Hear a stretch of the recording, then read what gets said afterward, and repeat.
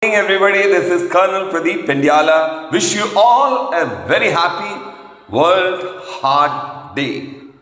Friends, let me talk about code blue. Code blue is used to indicate a patient requiring resuscitation or in need of immediate medical attention, most often as the result of a respiratory arrest or cardiac arrest. When called overhead, the page takes the form of code blue, floor or room, to alert the resuscitation team where to respond. Every hospital, as a part of its disaster plans, sets a policy to determine the code blue. Every hospital, as a part of disaster plan, sets a policy to determine which units provide personnel for code coverage. In theory, any medical professional may respond to a code, but in practice, the team makes up is usually those with advanced cardiac life support and equivalent resuscitation training. Frequently, these teams are staffed by physicians from anesthesiology and internal medicine in larger medical centers. But in smaller ones, it could be respiratory therapists, pharmacists, or even nurses. Well, a code team leader will be physician in attendance. A physician in attendance on any code team. This individual is responsible for directing the resuscitation effort and is said to run the code. Most usually, it's used as a case of emergency, and when a doctor or surgeon calls code blue, it is representing emergency.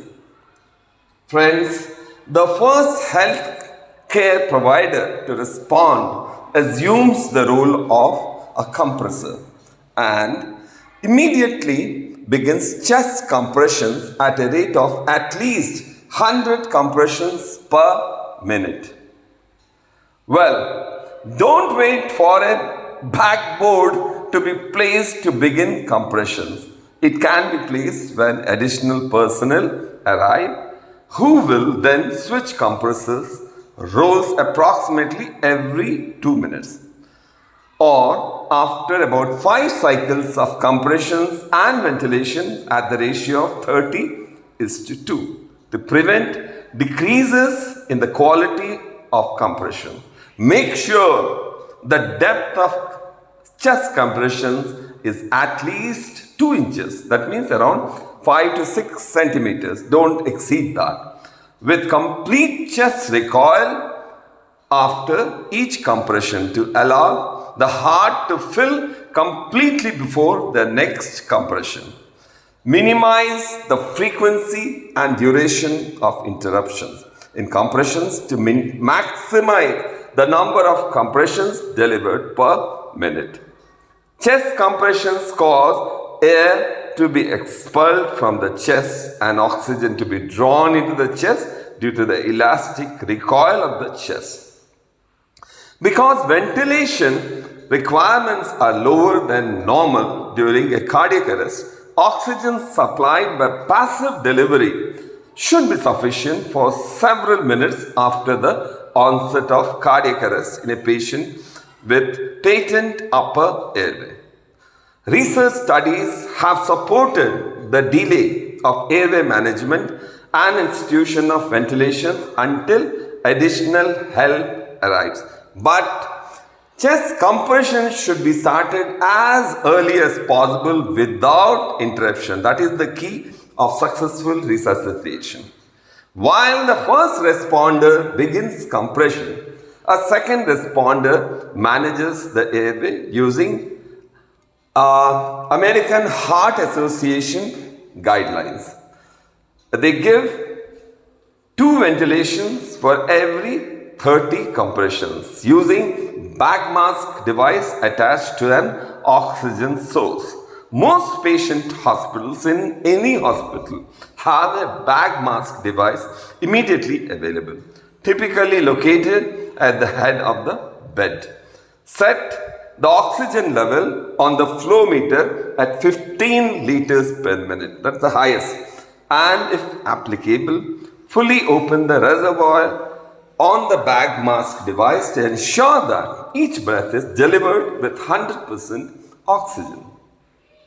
Bag mask device ventilation is most effective when performed by two trained and experienced providers. One provider opens the airway and seals the mask to the face while the other squeezes the bag. Make sure each compression of the bag causes the chest to rise. A tidal volume of approximately 500 to 600 ml delivered over 1 second. An oropharyngeal airway can be placed to help ensure airway patency while delivering ventilations with bag mask device. During CPR, minimize interruptions. Just don't have any interruptions when you are doing external cardiac massage. Minimize interruptions in compressions when delivering ventilations, although ventilation with a bag mask device is acceptable during CPR. Be prepared to assist a qualified anesthesia provider with endotracheal intubation, because there are times when ventilation with bag mask device may be inadequate. In those circumstances, endotracheal intubation would be very, very beneficial. Continuous waveform capnography, if at all, if it is available, in addition to the clinical assessment, would be extremely reliable method of confirming and monitoring whether the endotracheal tube placement has been correctly placed or not. Defibrillator should be added in this juncture. In addition to compressions, the only other therapy proven to increase survival is defibrillation. Rapid defibrillation for shockable rhythms, which are pulseless ventricular tachycardia and ventricular fibrillation, is critical. I repeat the sentence. Rapid defibrillation for shockable rhythms, which are the pulseless ventricular tachycardia or ventricular fibrillation, is critical, and the ability to recognize a shockable rhythm is required skill. Vascular access, drug delivery and advanced airway placement shouldn't cause interruptions in chest compression or in giving defibrillation. As soon as the shock is delivered, resume chest compression immediately. Don't delay resumption of chest compressions to recheck the rhythm or pulse. Even resumption of a normal heart rhythm won't initially produce enough cardiac output for adequate perfusion. So CPR should continue after about 5 cycles of CPR, which takes around 2 minutes, ending which takes around 2 minutes. The cardiac rhythm should be checked during the change of compressors roles.